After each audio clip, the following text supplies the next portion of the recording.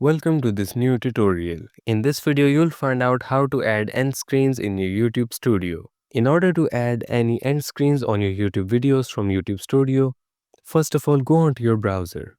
It can be any browser that you're using and search for the YouTube Studio website. Once you're on your YouTube Studio, make sure you're logged in with your channel. Now in this case, I'm going to upload a new video. To upload a new video, just click on Create from the top right corner and click on Upload Videos. Now you'll be able to drag and drop your video files or just select a file. Now that I'm uploading a video, in order to add an end screen, go onto the Video Elements tab. You'll have the options to add subtitles, cards, or even add an end screen. In order to add an end screen, just click on the Add option. You can click on the Import from Video option in order to import an end screen from a previous video. But in this case, we're gonna go into the Add option. Here you'll see all the options. On the left side, you'll see all the options of the end screens that you can add. If you want to add a personal end screen, just click on plus element and you'll see the option to add a video, a playlist, a subscribe option, or even another channel. Once you've selected a video option, you'll see some more options. You can click on the most recent upload in order for your latest video to show up. In the best for viewer option, YouTube will add a video which is best for your viewer on your end screen. And of course, you can choose a specific video from your channel.